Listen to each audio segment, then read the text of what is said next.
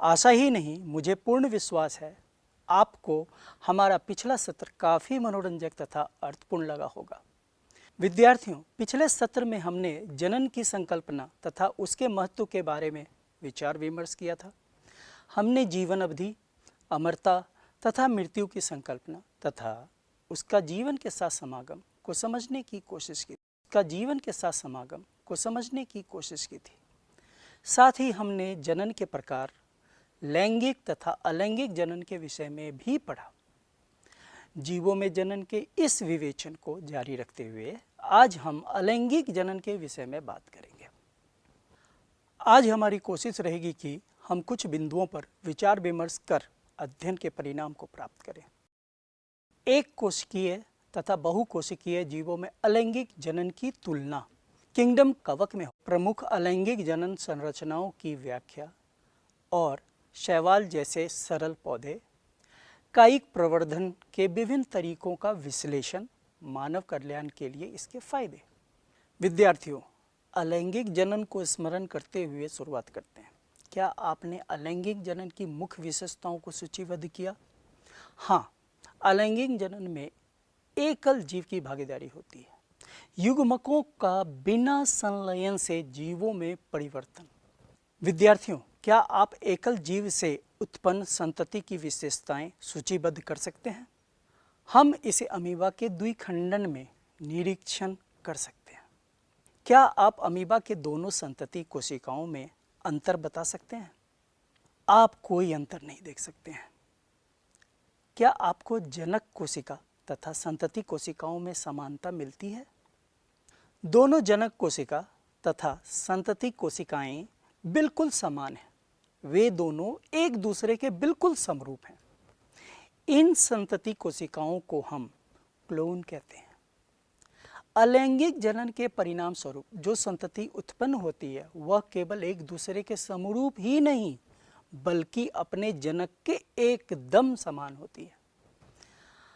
आकारिकीय और आनुवांशिक रूप से एक समान जीवों के लिए क्लोन शब्द की रचना की गई है। पिछले सत्र में जनन के विभिन्न प्रकारों के विषय में पढ़ा था। हमने यह निरीक्षण किया था कि विभिन्न जीवों में अलैंगिक जनन सूक्ष्म जीवों तथा अन्य जीवों में होता है। आइए एक कार्य करते हैं। कॉलम 1 में जीवों का नाम है तथा कॉलम 2 में समूह का नाम है। आपको जीवों को उसके समूह से मिलान करना है। स्क्रीन पर सही मिलान है। हमने इस कार्य में क्या समझा? हमने यह निरीक्षण किया कि साधारण संगठन वाले जीवों में अलैंगिक जनन होता है, जैसे जगत मोनेरा के सभी सदस्य, जगत प्रोटिस्टा के सदस्य, जगत फंजाई के सदस्य, पादप में ब्रायोफाइटा शैवाल, जंतु में स्पंज प्लैटीहेलमिन्थेस इकाइनोडर्मेटा। जीवों में अलैंगिक जनन को अच्छी तरह समझने के लिए कुछ उदाहरण को देखते हैं। आप स्क्रीन पर दो जीवों के अलैंगिक जनन को देख रहे हैं। पहला अमीबा में द्विखंडन तथा दूसरा यीस्ट में मुकुलन। क्या आप द्विखंडन तथा मुकुलन में एक समानता बता सकते हैं? हाँ, आप सभी सही हैं। दोनों प्रक्रियाओं में कोशिका विभाजन होता है। अब आप दोनों प्रक्रियाओं में अंतर बताइए। बिल्कुल सही। द्विखंडन में जनक कोशिका के अवयव समान रूप से संतति कोशिकाओं में विभाजित होते हैं। मूल कोशिका के विभाजन के बाद संतति अलग हो जाती है। मुकुलन में कोशिका विभाजन असमान होती है। संतान परिपक्व होने तक जुड़ी रहती है। इस समानता तथा अंतर से हम किस नतीजे पर पहुंचे हैं? हम यह कह सकते हैं कि द्विखंडन एक अलैंगिक विभाजन है जहां कोशिका दो समान हिस्सों में विभाजित होती है। संतान तेजी से वयस्कों में बढ़ती है।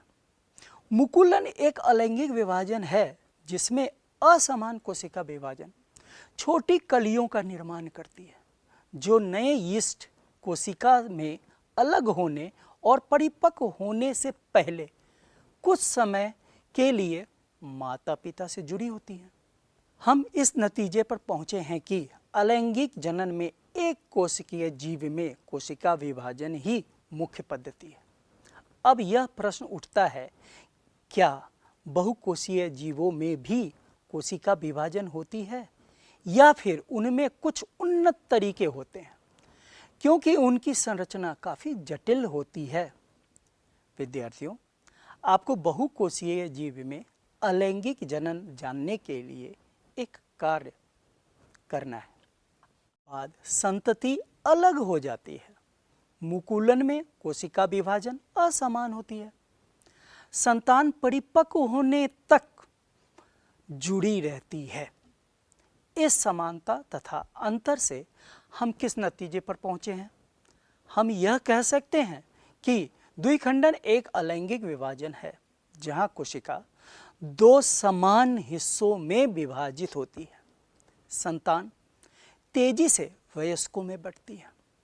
मुकुलन एक अलैंगिक विभाजन है जिसमें असमान कोशिका विभाजन छोटी कलियों का निर्माण करती है, जो नए यीस्ट कोशिका में अलग होने और परिपक्व होने से पहले कुछ समय के लिए माता पिता से जुड़ी होती हैं।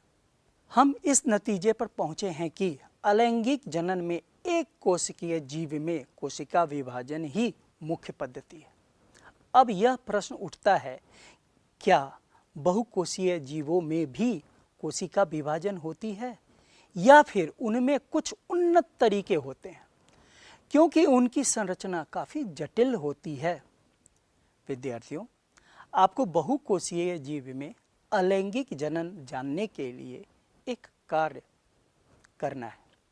आपके स्क्रीन पर दो कॉलम दिए गए हैं। कॉलम 1 में अलैंगिक जनन संरचनाएं हैं और कॉलम 2 में जीवों के नाम आपको सही मिलान करने हैं। आशा करता हूँ आप सभी ने सही किया होगा। सही मिलान है जल विजाणु शैवाल, कॉनिडिया कवक, कलिका हाइड्रा, स्पॉन्ज। आप स्मरण करें कि आपने जू स्पोर्स कहाँ पढ़ा था। यहाँ यह एक चलनशील संरचना है जो शैवाल जैसे क्लेमाइडोमोनास में पाया जाता है। इसमें तंतु इसे तैरने में मदद करता है। यही चल विजाणु अंकुरित होकर नए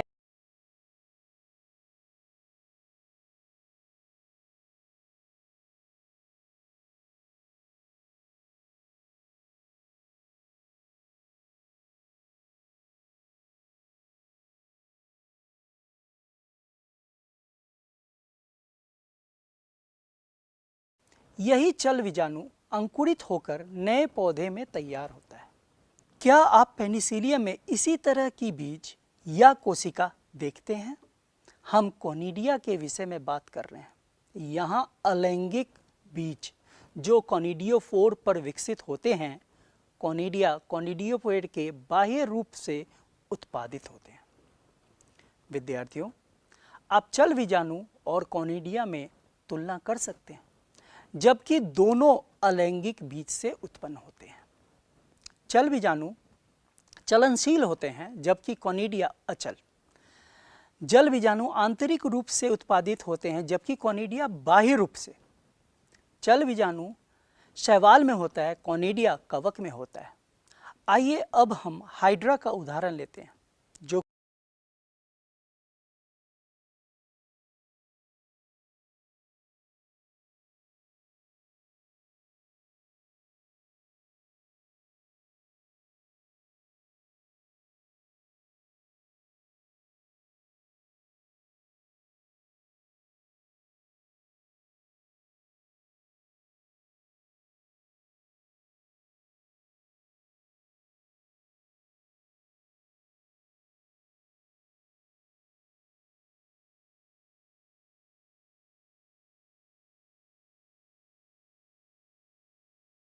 की एक सिलेंट्रेट है।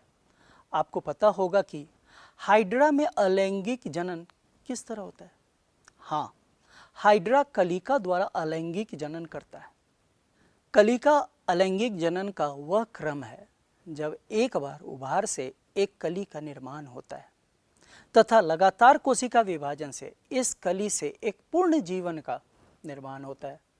नवनिर्मित जीवन अपने जनक से जुड़े होते हैं और परिपक्व होने के बाद अलग होते हैं।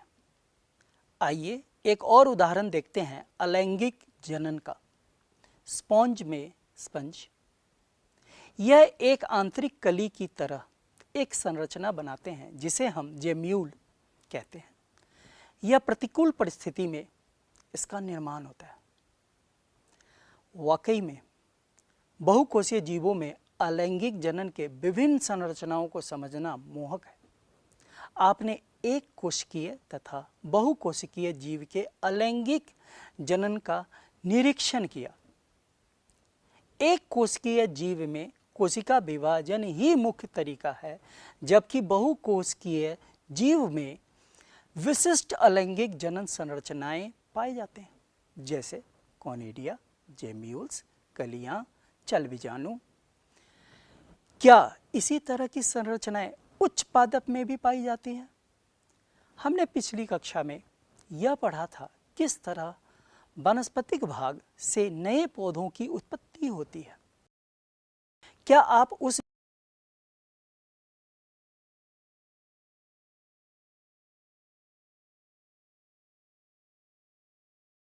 विधि का स्मरण कर सकते हैं? हाँ, उसे कायिक प्रवर्धन कहते हैं। आप स्क्रीन पर देख रहे हैं आलू का कायिक प्रवर्धन। आलू में जो गड्ढे हैं उसे गांठ कहते हैं। आलू एक कायांतरित तना है। इसी गांठ से अंकुरित होकर आलू का पौधा उत्पन्न होता है।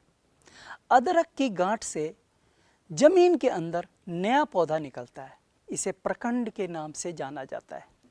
जलकुंभी, जल हायासिंथ भी एक कायांतरित तना है जो बगली से उत्पन्न होता है। इसे भूस्तरिका कहते हैं।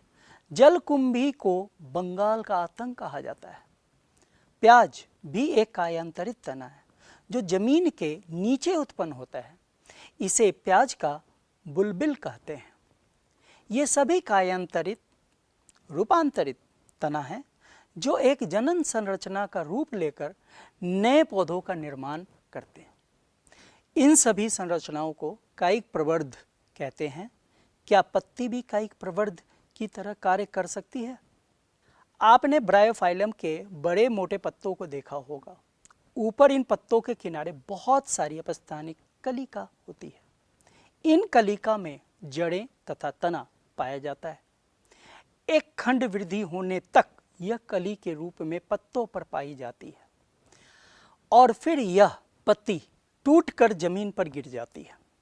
कायिक प्रवर्धन में पौधों के वनस्पति भागों द्वारा नए पौधों का निर्माण होता है।